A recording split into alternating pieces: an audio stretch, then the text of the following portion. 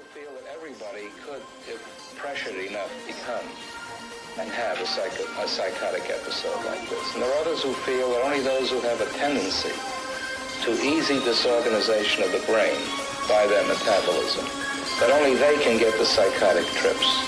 Because certainly when we analyze the underlying strife or conflicts that go on in a schizophrenic when they have recovered enough, that we find not too different a set of circumstances than what we find in the neurotic.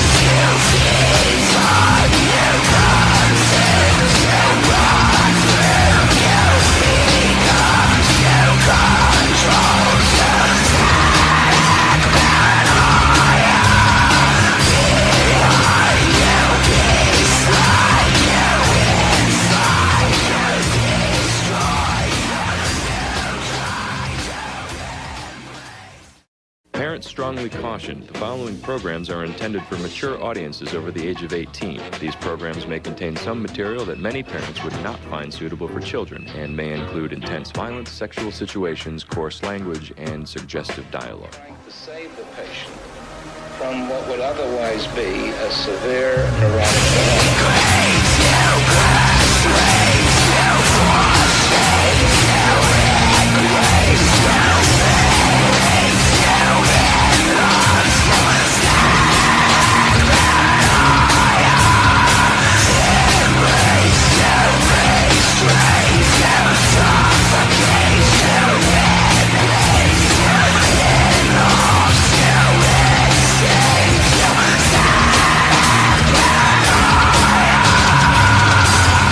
The patient that you saw me walking with demonstrates on the 8th day after admission the continuing presence of a catatonic panic.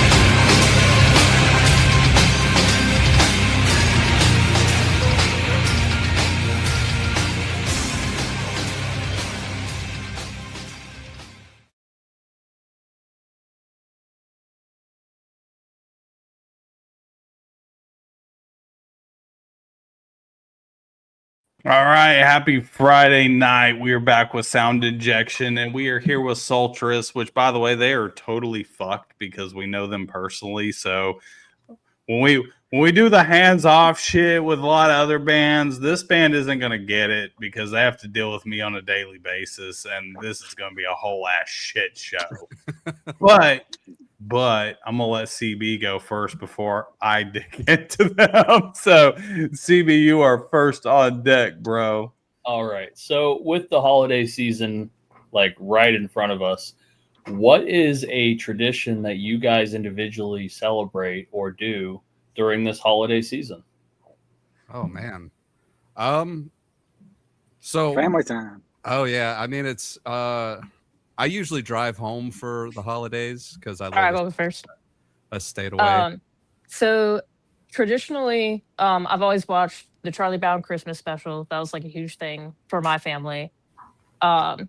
We go out, we see some Christmas lights, and then we actually do Secret Santa. So I'm the oldest of 7, so there's 9 people God in my, damn. in my nuclear family. A lot of people. So we can literally do like a whole like Secret Santa swap just within the family. So this is the first year that we're all not getting together in person. So we're actually sending each other the Secret Santa gifts. Like we do a name draw and everything. Okay. And it's usually like just some kind of gag, like bullshit joke gift. We're not supposed to spend more than like $20. Right. And I will say, my favorite one is one of my sisters. She makes these clay frogs and she gives them like these really old fashioned names. And so every year we're like, all right, who's getting the frog this year? Fair enough. Go, Will. So I've only done it 1 year, but I think it's going to be something that we do moving forward. Our friend group just started doing a DIY miss. So you make something. It doesn't matter what it is. You just have to make it. You can't buy it, and you put it in a bag or something, and then we draw out, White Santa that way, Secret Santa or whatever, and then we is it Dirty Santa? What is it called? When you fight over who gets what after someone draws the bag. I don't know. When you say Dirty Santa, I think of something completely Okay. If I gotta make it and it's Dirty Santa, somebody's getting a dildo. But yeah, so we're working on something this year where we're doing the same thing where we're just making something by hand, and then we all bring something to eat together, and that's just with some friends that we started doing that with, and because typically I don't really have a tradition. I haven't had one since I was in living with my parents, and that's about 15 years ago now. Okay. So yeah, I just do whatever everyone else does, and then I just kind of float around. Okay. All right. Fair enough. What about you, Bradley? We have a pretty, normal traditional Christmas. Go to my grandma's, all the families there, eat all kinds of food, chocolate layer cake. But, other than that, I love Christmas. I love going and seeing Christmas lights and, doing things during the holidays. I love it. But I love Halloween too. Yeah. So that's my two favorite. All right. Fair enough. So we got shit. Tim the old man figured it out. There he is. Damn it. Get off my lawn! Hey, he's just in time for the question, so let's hear. Grandpa finally got on the podcast. Here's Ozzy. Back in my day, we didn't have all this shit. Fair enough. All right, CB, you want to ask Tim the question that everybody already answered? So we were asking everybody what a tradition that you have with the holidays that are here. What's a tradition that you have with yourself or with your family or friends? Oh, jeez. I mean, I don't really have too many traditions. I just, during the holidays, I just try to make the rounds, get to see mom, the grandkids, the kids. That's about all I got for that. I'm sorry. Yeah. No. Oh, you're good. You're So- good. I No just naughty drink. Santa? What's that? No naughty Santas, huh? No. I just drink beer. That's my tradition. Oh, whatever gets you through the day. That's every day. Yeah. It's every day. Yeah, just about. All right. So if you guys could spend 24 hours with any musical icon, dead or alive, and retain every bit of information about the music industry that they have, who would you spend that day with? All right. I've been very obsessed with Coheed and Cambria lately. Okay. Claudio Okay. Sanchez. Claudio Sanchez and I'm blanking on the drummer's name. It's I'm gonna be crucified by my friends. Yes, you are.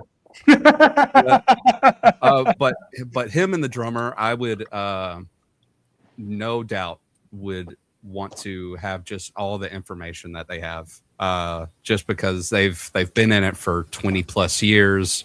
They've been I wouldn't say super popular, but they've kept their their feet in the water, and they have their dedicated fan base. And that's honestly, if I was to, if we ever got to the point to where we were having fans, I would rather have a dedicated fan base than to be just everyone, and I don't know. I feel like they do it so well, with how they market themselves to their fans and how they work on different promotions that they do for up and coming albums. It's I don't know, this past album, these past 3 albums really solidified how well they do with their fans, and then reaching out to like 1 or 2 outside of the fan group. It's awesome. Okay, fair enough. How about you, Em? Jeez. I don't know. That's a hard choice, because retaining all the information they give us about their experience in the music industry makes me really want to pick somebody that like is so successful and so knowledgeable, but at the same time, I'd want it to be somebody personable who's kind of like in our vein of style and inspiration. And honestly, like we say all the time, we're inspired a lot by Evanescence, and Amy Lee's been one of my biggest vocal role models for basically my entire life. So I'd probably have to go for Evanescence. Okay, fair enough. Fair enough. All right, Bradley. Man, that is a hard question. Like, there's so many musicians that you'd love to meet and get advice from, but I think Chris Cornell. I mean, Oh man, I just grew up loving him, and just watching him over the years, and you just always got a musician you just kind of look up to and just like everything they do. He's a fantastic dude. I got to meet him one time. Wow. Welcome to Rockville. And Oh, I was yeah. sitting in the VIP section. He happened to walk up and sat down next beside me to get a beer. And I didn't realize who it was at first. And me and him were talking. It was like, I think it was like there was football on, or they were talking about football. They had some sports channel up, and me and him got into a conversation about the NFL. And then I realized who it was. And I was like, Damn. holy shit. And so I was like, all right, I can't be a fucking fanboy at this point. Like, I gotta like stay straight. And but he was so fucking cool, and it was sad because that was 2 weeks before he did the thing. Wow. Man. Yeah. Man. It was Yeah. literally 2 weeks before. Man, And I was like, you got the meeting. Yeah, for real. he was awesome. Yeah. All right, Tim, who you got? For me, I'd have to say it's a guy named by the name of his name's Damon Johnson. He's of Brother Kane, and I'd love to sit down and pick his brain. I probably had the opportunity to hang out with him way back in '93, but he's one of those people that's kind of just like us local. He started out locally, cover tunes and everything, and him and a friend of his, Glenn Maxey, they started a band called Brother Kane, and they got signed back in the '90s, and I had a band I was in had the opportunity, and we opened up for them when they came through Savannah, and it was I've been a fan ever since of the band, and he's just taken it to a whole another level. He's kind of like he never faded away. He kept persistently pursuing his dream, and he plays with the Leonard Skinner at this point, but he went on to play with people from Queensryche. He's even helped co-written songs for like Sammy Hagar, and he was on tour with Alice Cooper, and he's just an ordinary guy from Alabama, and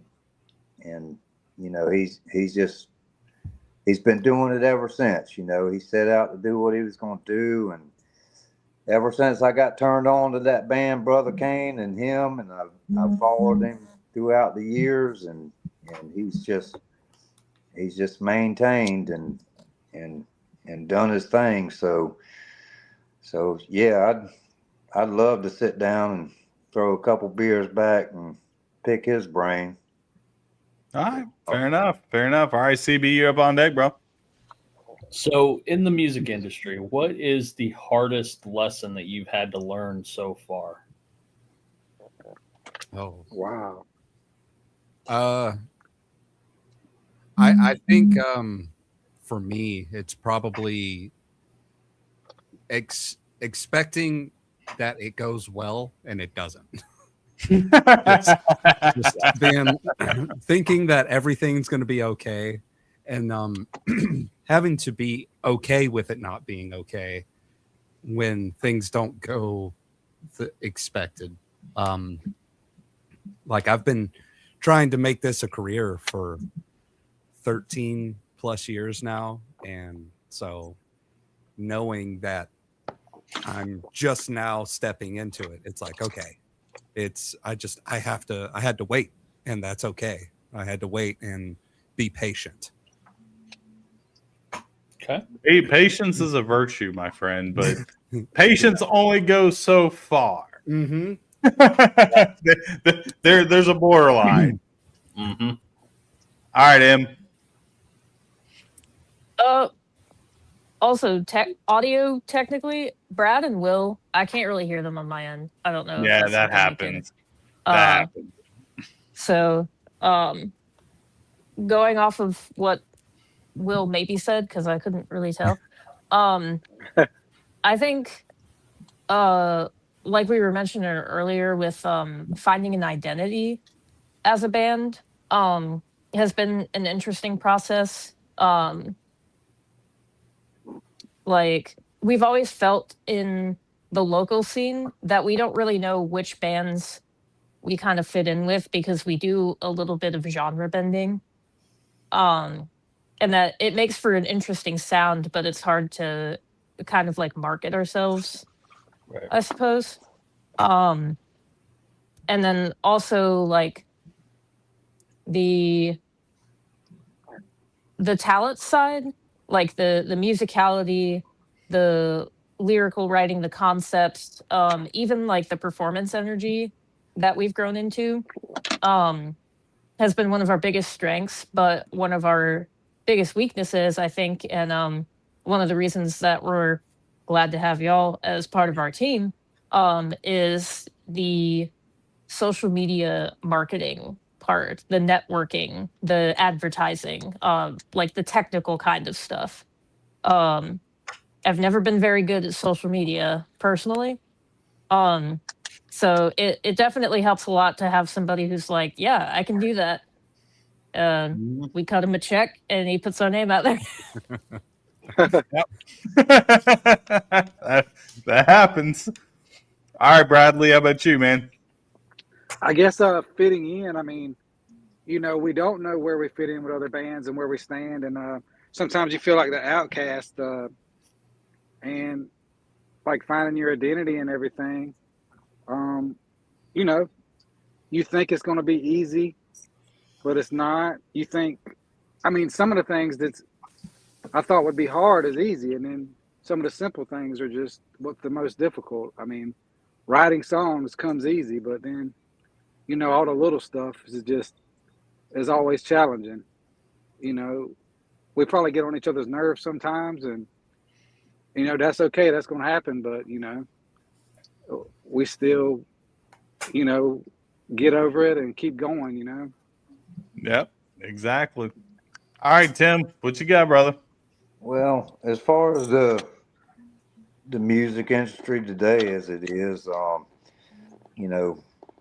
think it's hard to stand out because there's so many bands out there and so much talent, and everybody's grinding, and it's so I mean it seems like it's just harder than ever, these days to really stand out with all the talent that's out there, and everybody who's pushing to make their dreams come true, and unfortunately the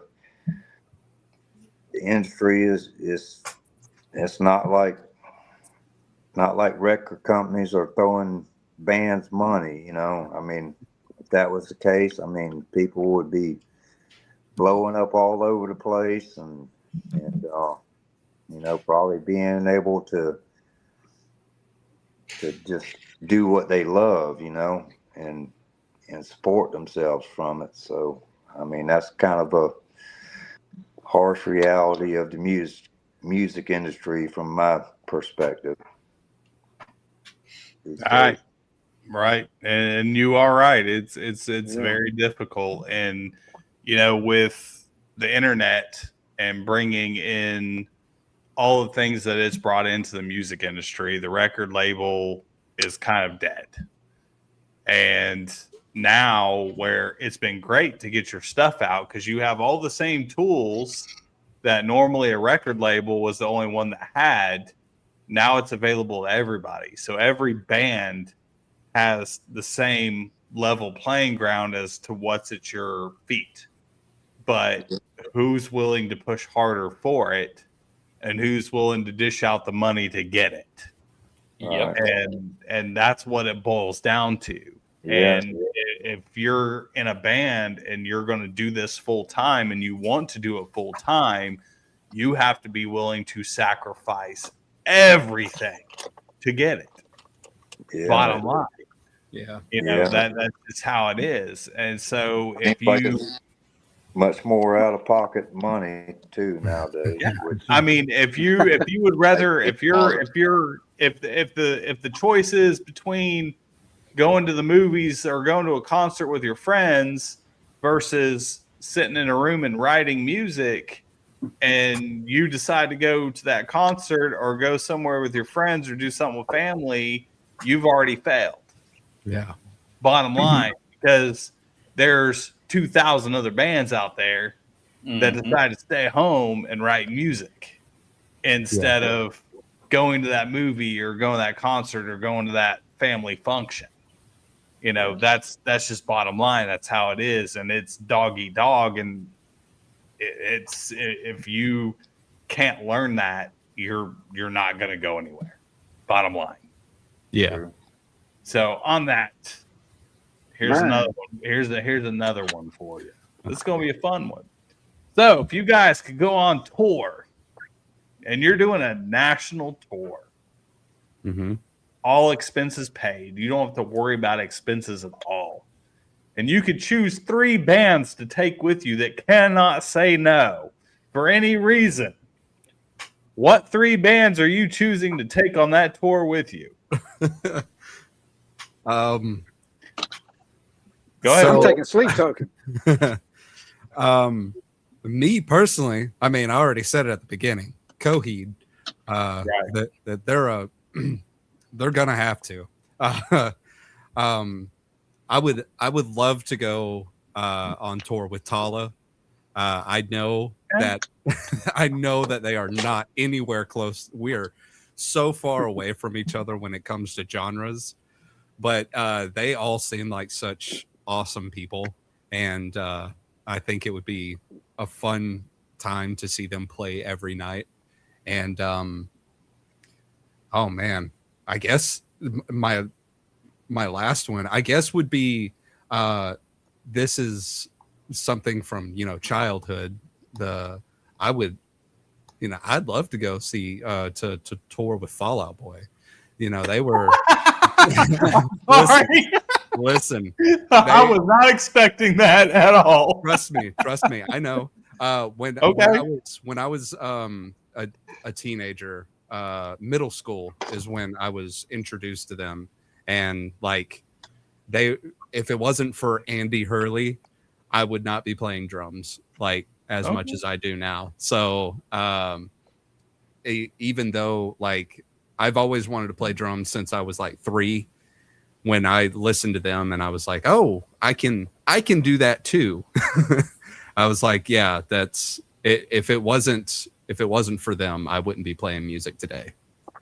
Okay, fair enough. Yeah. Fair enough. Yeah. All right, Em. How about you? Oh, I really want to lean female fronted lineup. I would say, oh, definitely Evanescence. They're just kind of top tier for me every time. Um, there's also a band. It's a little less our vibe, but very inspirational, very power forward female vocalist. Red Handed Denial, Lauren Babick. Absolutely love her. I got the pleasure of meeting her at a show one time. She's super down to earth. Very chill individual. Just absolutely pours her heart out on stage. And I love listening to every project that she's ever been a part of. Um, and then third choice is a tough one. It's like you know all the options until you're put on the spot, and then you forget every band you've ever listened to. Yeah.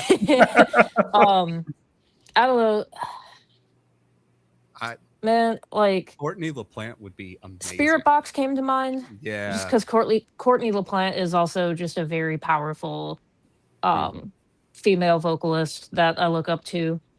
But there's also like a handful of local bands that I think would be really cool to kind of share the spotlight with. That's the giver in me. Yeah. Like, we grew up out of a local scene, and if we make it big, like, a part of me always wants to share that. Like, it's kind of my love language. Okay, that's fair enough. Fair enough. I'm with you on Spirit Box. I found out about Courtney because I'm a huge diehard I Wrestled a Bear Once fan. Yes. Yeah. Huge Iwabo fan. And I actually got the chance to interview their bassist, Rick Shaw. He's actually in another band called Never Rest, and he's actually the vocalist. Mhm. And so he was on this show, and I got to talk to him after the show about Iwabo and Spirit Box and the whole thing. And Courtney was awesome. I was a little off.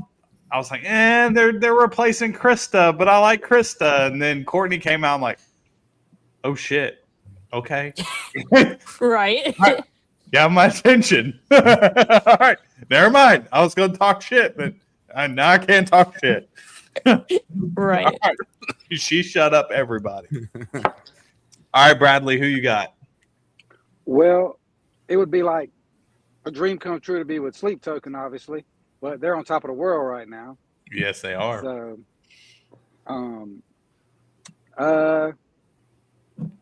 Hailstorm, that would be amazing. They were in Savannah like a year ago, and I couldn't go to that show, and I still feel sick to my stomach about that. But Deftones would be amazing. Oh yeah. Yeah. Yeah, I love them forever too. Oh yeah, Deftones is the band that I play for. Deftones is one of our heavy inspirations. Deftones, Spirit Box, Sleep Token, all those. So I totally get that. Nice. All right, Tim, who you got? I mean, for me, you said 3 bands? Yep, 3. I'm gonna throw out some local, and some's more regional, but I'd have to say the Maxines. I like the Maxines. They got it going on.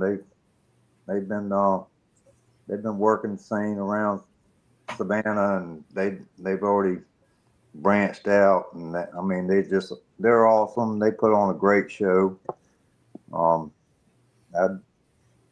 I would love to go play with them sometimes, and and the next one that's probably out of our genre and out of our league, I'd have to say, and I hope I pronounced the name right, but I believe it's Yosemite and Black. I mean, those guys are pretty badass, and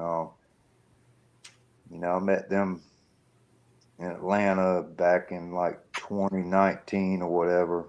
They've been going. Well, they were together back then. At least I don't know when they started, but they've really grown. And thirdly, I'd have to say kind of hard. I've been kind of following a lot of bands, and you know, I'd have to say Redefine. You know, that's they We came. just had those boys on last week. Yeah, you know, I was in, I was given an invite, you know, to follow them years ago, and they're they've been making waves, you know, for quite some Yeah. time now, and I mean, I think they're pretty cool and pretty rocking. So Yep, they are. We actually got we got the chance to interview them last week and did an interview and hung out with their vocalist after the show for probably about an hour and a half afterwards, and they are absolutely fucking fantastic. Yeah, they've been grinding for quite some time, and they're they're doing it. They're doing it. All right. So we're going to take a quick commercial break, and we will be right back in about 30 seconds. All right.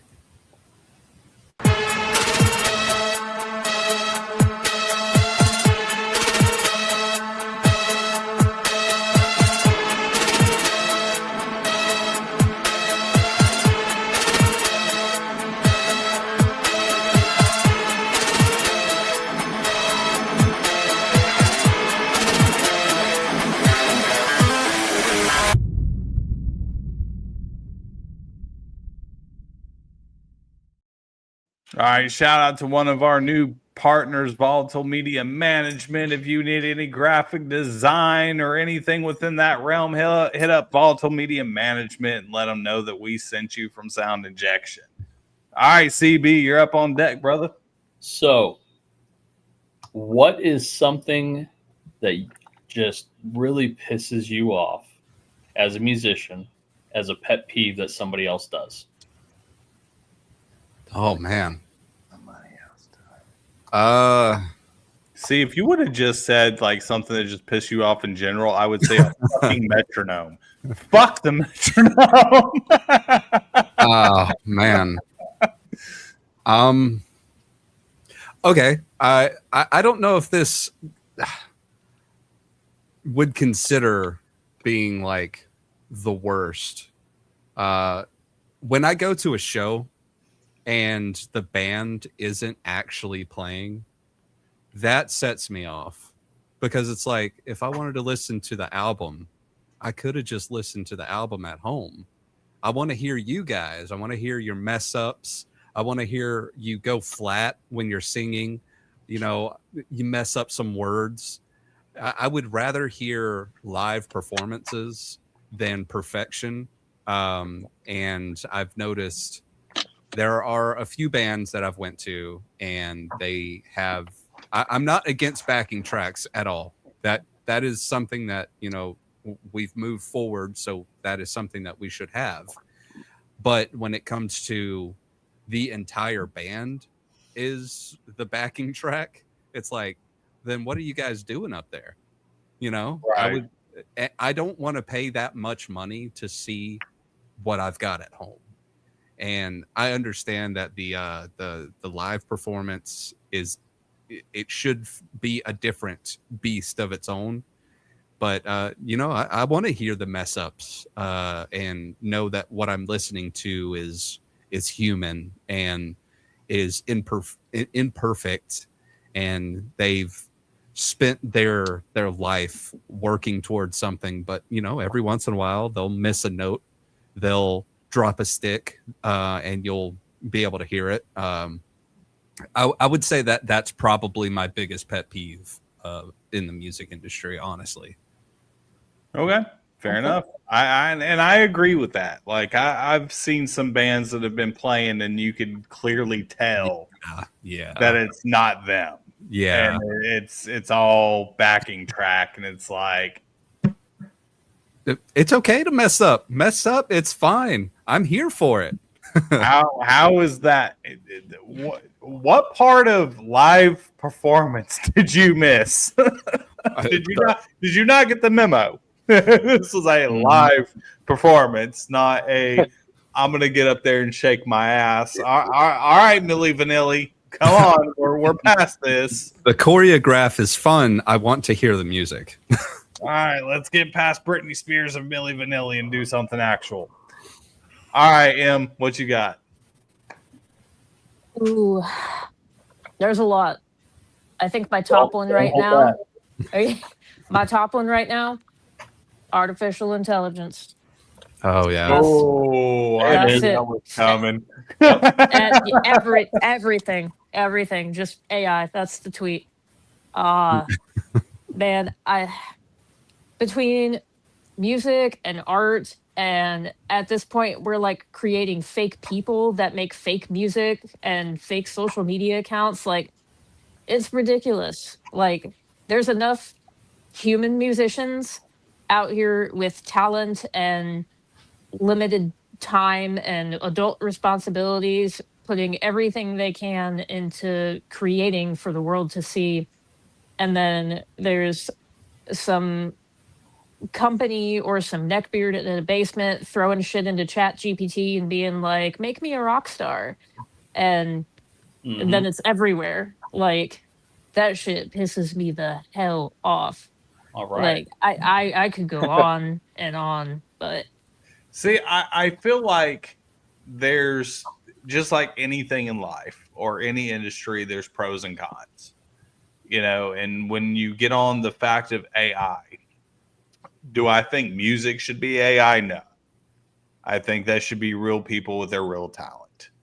But when it comes to something like a stupid picture to post on Facebook to push your stuff, not every band has $2,000 to go pay an artist astronomical amounts of money for an album cover or something of that nature. To me, I feel like that's where AI comes in halfway decent. Okay, cool. Because it's affordable. But to write music with AI, that's a whole nother thing. That's a whole nother ball game that I'm like, no. I do feel Yeah. I do feel like with artists though, drawing and everything, there are affordable options too. Now if we're talking like super quick, something stupid, like obviously that's a Oh different- yeah, I'm talking like quick. Like you need something like right Yeah. fucking now. You don't have time to go hire an artist, pay them a couple $100, yeah. and wait for weeks or even a Yeah. month before you get it. Because if you're on a time crunch, Yeah. that's where it comes in. Because I obviously, I would love to pay an artist to really just come up with something amazing. But yeah, when you're on a short crunch, it's hard. And once an artist gets to the point to where they're well known, it's hard to pay them. And it sucks. It's I will say that the only thing that I can see that I specifically want AI to stick around for is probably the medical advances. That's honestly, it stop taking away from our creatives and start putting towards the things that, put the AI into something that would actually help humanity. Right. Because there's 8 billion of us. I don't think we need more fake people. To be honest, I have a fake person. I have an AI assistant now, and I'm telling you, my AI assistant I fucking love because I don't have the money to pay an actual assistant to tell me when I have meetings and when I need to do this and that. And my fucking AI assistant is on fucking point. Yeah. So, Yeah. I appreciate Yeah, the shit out of it. It probably has its place here and Oh there. yeah, it has its places for sure. As does all technology, but sometimes it gets carried away. Yeah. That is true. That is true. All right, Bradley, what you got? I think the thing that pisses me off the most is when you see a vocalist with like reading the lyrics as they're singing, like from a iPad or something. I Teleprompter. mean, yeah, that kind of just makes me want to leave at that point. But I understand people looking at stuff like in between songs, whatever. But yeah, that just kind of takes it away from me. Okay, fair enough. Fair enough. What you got, Tim? I mean, I've played in bands before. I never was a fan of, you know, I mean, we had a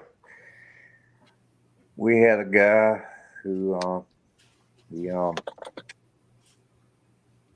he wrote the songs, and every time we get together and practice, you know, he'd have to have a notebook in front of him, you know, and we'd be sitting there going through the songs, and he'd just be flipping through pages, you know, as we're playing through the song, and you know, I was like, dude, you wrote it, you know.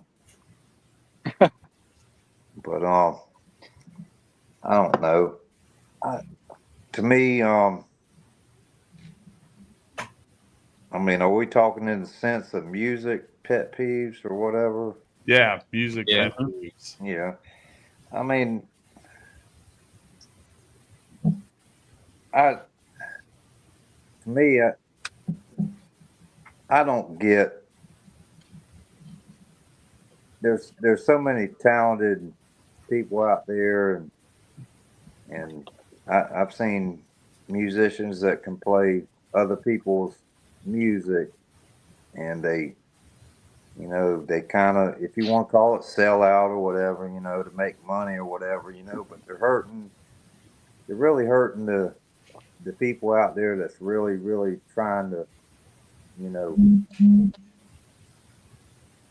really out there grinding and working the scene and trying to you know, get their music and their art to be heard. You know, I just think, I don't know, I think in some areas, you know, the cover band thing has been going on way too long, and you know, I think people should just,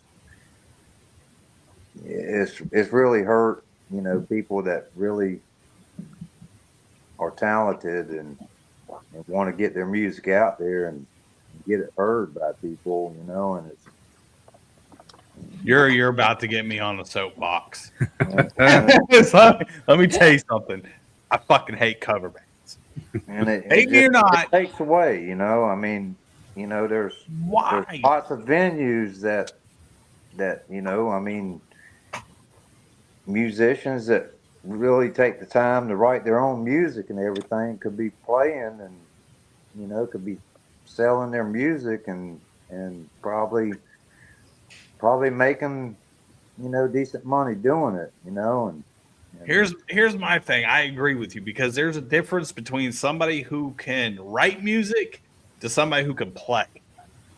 yeah, I mean, anybody who can, if you could play an instrument and you can read tabs or read sheet music, you can learn somebody else's music.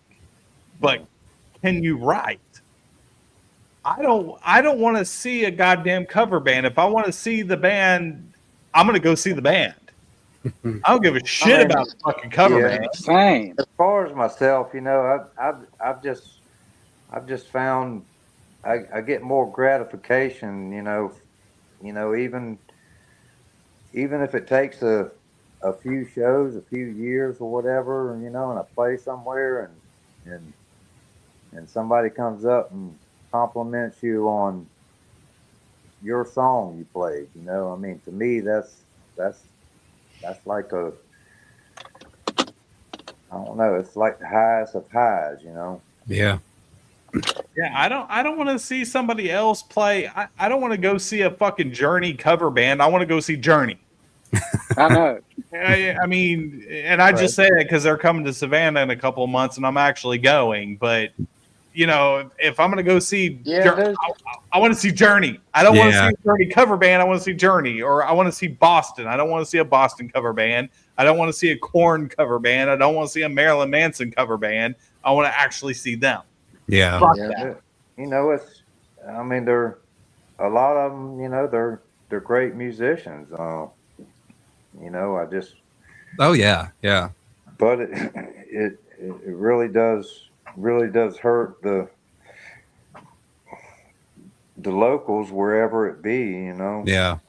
just I, takes w- away because I will say, of course you're gonna have the fan base out there. You know that they're going to want to go back to the past, and they're going yeah. to want to hear a song. But you know, I mean, turn them on to something new. You know, I mean, get them into Stop living in the what's out past. there. You know, I mean, Go see an original yeah, band. Yep. there's a lot of Yeah. talented bands out there. I Yeah. mean, you know, from any genre you can think of. You know, I mean, you know, the metalcore, the death metal. You know, I mean, there's so much talent out there. There's so much variety. You know, I Yeah. mean, I'm not saying that I enjoy cover bands, but I will say that there are certain bands that I wish I did see before they died or something like that. Granted, I don't think that Queen is a cover band, but that's a cover band at this point. Um, I would love to see, Freddie Mercury live, but I'll never be able to. No. Well, see, there's a difference between cover bands and tribute bands. Yes, You that's know, what I'm talking about. if you're a tribute band, the band is already dead. There's no chances of seeing them, and you want to do a tribute band. All right, cool. Okay, Like okay. I'm cool with that. Then we're on the same page because I would love to see some tribute bands, but they're, when it comes to cover bands, they have unfortunately taken some spots because bars and venues realize that it's easy to get crowds in. Right. And it, well, we want to listen to what we've heard on the radio. And it's like, well, yeah, you can do that by going to that person's show. But here, listen to some original music. Then maybe these people will be on the radio one day, or they'll be on a playlist that you want to hear someone else play, but you'll Right. come to our show. It's, I don't know. I will say that one of the things that I've always wanted out of something that we write or something that I write, or it doesn't matter what band I'm in, I will know that I've made it when someone else is like, I want to cover your song. Right. I will know that will be the highest of highs for me. That will be the time that I know that, oh, I've done something good. I've done something that someone else wants to play for somebody else. I don't know. That's If we can just get one fan, that would be cool. you know, and one fan, just Right. one. last Sultress. last January, I'm not January, this past June, I mean, we entered into a battle of the bands, and Yeah. I mean, I seen the post on it, and I said, fuck it, it had some prizes to it, one of them was studio time, and I was like, well, fuck, we could use some fucking studio time. So I said, fuck it, I'm gonna send them what we got, and I sent them what we got, and we got accepted, and we went and played, and it's I think one of the bands was, they were kind of half and half covers and originals, and they were a great band. And there was, all the bands that played, they were all great musicians and everything, but I didn't expect us to pull it off, honestly, but I mean, they judged everything on originality, and out of the band's pick for that, which was four, I mean, we didn't win the popular vote, you know, because they had all that on the screen, you know. Yeah. I mean, we looked like we were dead last, but that's not, you know. I mean, that was, you know, the judges. That was just part of the scoring and everything, and the judges, you know. I mean, it was all on originality, and I was proud. I was proud that we were picked the winner for that, and you know, we Yeah. got some studio time out of it. We got some good drum tracks. And now we got a free concert. Yeah. I mean, one of the judges even came up to me and M afterwards and it was the highest compliment that he could have given us. Was he said, out of the bands that played tonight, I would go to a bar and see all the other ones. I would pay to see you guys in concert. And that was one of the highest compliments I think I've ever gotten playing music from anybody. He was like, it's just a good feeling, you know. Yeah. We won. And then I asked him if it was. We won strictly off straight. of originality, you know. Yeah. Well, I mean, that's the best you can ask for. Oh, yeah. Absolutely.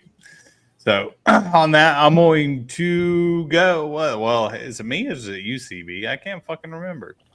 Yeah, and like I said, you know, it's a battle of the bands, you know, like woohoo, you know, battle of the bands, you know. But you know, I put us in there, you know, for the because we need the studio time. Yeah. Yeah, and there was one.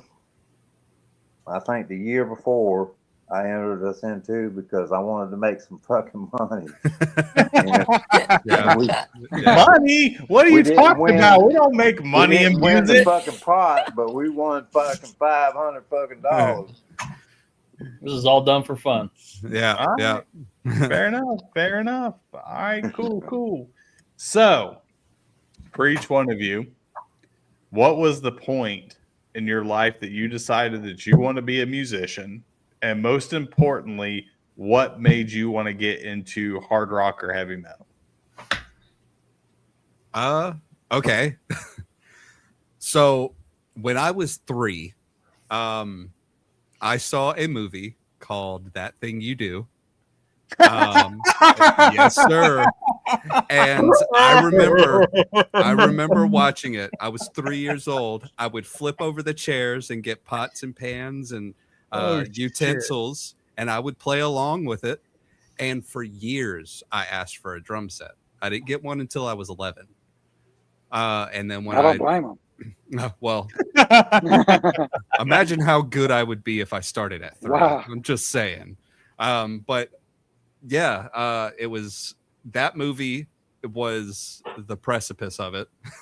And oh yeah, I didn't know that. I didn't know it was filmed here. And that's Amy from Eden on Fire. So shout out to Eden on Fire. If you haven't, go check them out because they are fucking amazing. But yeah, that movie is what kickstarted me wanting to play drums, just because it was basically all focused on the drummer. And then I think when I finally got my drum set, I definitely, again I was listening to Fall Out Boy and stuff like that, very pop punk stuff. But what got me into heavy metal was I went from Fall Out Boy to Job for a Cowboy, and and I was like, I want to play stuff like that. And so I practiced and tried to do some stuff like that, and then I was like, you know what, maybe I'm not as good, let's meet in the middle. And so that's where I'm at. That's where I'm at. Fair enough. I was a huge Job for a Cowboy fan, so I still am. I still fucking rock all of Job for a Cowboy shit. Actually, whenever I was on my way to work today, I was listening to fucking the whole album of Sun Eater today. So yeah. They are so talented, and obviously came from the MySpace era just dropped an album and then blew up. But that's that. Listening to them, I think, was the thing that set me off to be like, oh, I could play heavier stuff, and still kind of be musical about it, because obviously there are really heavy bands that aren't super musical, in my opinion, but they put it in a way that I was like, I really like this. I'm not as talented as their drummer, so let me back off and see what I can do, and I'll push myself to the edge of that, and that's kind of where I'm at now. Okay. All right. How about you, Em? So I have had music as a piece of me basically my entire life.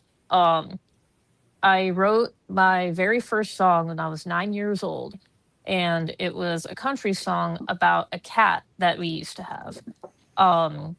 And I still have the original handwritten lyrics on the wide rule notebook paper in 9-year-old me's pencil handwriting with like a corner ripped off, because it meant that much to me.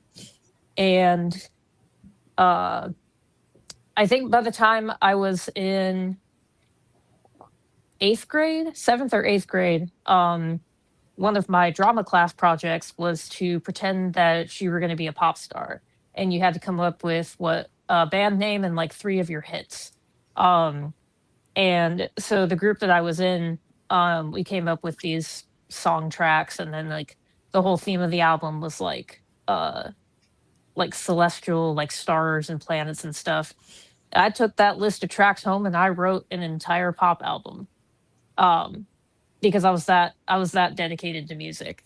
And about 9th grade was when I really started listening to more rock, like regularly. 3 Days Grace, Red Jumpsuit Apparatus were my gateway bands. And then we ended up at metalcore somehow. But by my like childhood dream was always to be a singer. And by like early high school, I kind of veered that into I want to be the front woman of a band. And then it was a rock band, and then it was a metal band. And then I taught myself how to scream. And any of the guys will tell you, when my husband and I relocated out here to Savannah, I jumped ship. I got on Facebook. I found the Savannah metal scene page, and I just threw a line out there. I said, "Hey, new to the area. I'm a vocalist. I'm looking to start a band." And Answered that ad. yeah. So Tim hit me up probably the next day. I heard from Brad a couple of days later, and then got in touch with Will through one of my siblings, and that was us. We've been cruising right along since then. It's literally a dream come true for me. Like I would not have it any other way. All right, fair enough. All right, Bradley, how about you? I got my first guitar when I was like 13 because Nirvana kind of turned me on to music totally. That might be kind of lame to some people, but I was just crazy Nirvana when I wanted to learn all the songs, sing all the songs.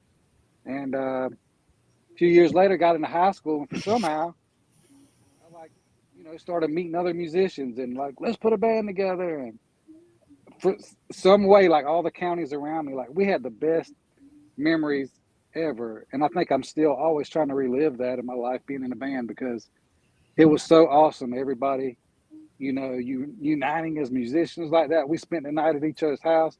We had so many house parties where we just jammed out all night, threw bands together and would play at different people's houses. Everybody would come, and it was just like, the best life ever. And so, that never left me as, a high point. So playing and always wanting to start another band and get some of the ideas that I had out, because it was always like basically a cover band type thing in high school, and learning to play instruments. But then, as you go through life, you know, you got like a story to tell. You got things you want to get out there, and you know, and your experiences and your music and the way you hear stuff in your head, you just want to share it, and that's how it is in me. It's just like it explodes. Like I can't keep it in. If Emily or Tim don't want to hear it, I need to record it somewhere so I can just get it out there. You know. All right, fair enough. So How it's about out you, there. Tim?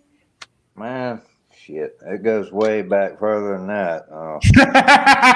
Back in the back when there was nothing but radios. Back when the wheel was invented. I remember cruising down River Street, high as fuck, and way underage,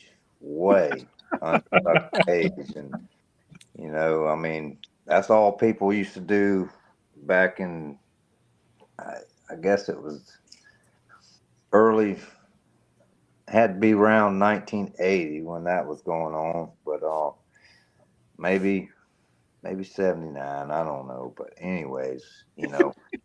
It's like, I don't know what year it was. We moved here, and you know, I growed up some, you know, I wasn't shit, I don't know, maybe 12 or 13, and I'm in the back of a car, and they got a badass stereo. That's all people used to do. They go down River Street and just everybody be cruising down River Street, blaring the radio and shit. Oh yeah. And I was in the back of a Nova, high as shit. I did that whenever I first moved. I did that when I first moved to this area. I found out about that shit. And I'd go down there in my fucking convertible Mustang blaring Rob Zombie all the way down River Street. Yeah, but you know, I mean, it was like they were jamming Nazareth, Hair of the Dog, and you know, and then soon after that, you know, I mean, fucking AC/DC was coming out with Back in Black, and Van Halen was popping out with their first album, and then, damn, you know, kind of fast forward a little bit, you know, I mean, I started getting into some of the harder stuff, you know. I was more into Iron Maiden at the time, and, you know, when I got in my teens, you know, I was digging on some Iron Maiden, and, you know, even some Judas Priest, but mostly Iron Maiden, and then, you know, it just kind of set in there, and by the time I was 18, that's when I kind of had everything come over me. You know, that was back in 1987, and I just needed something else, you know, to fill the void in my life, and music was it. You know, I went and bought me a guitar and an amp for my 18th birthday, and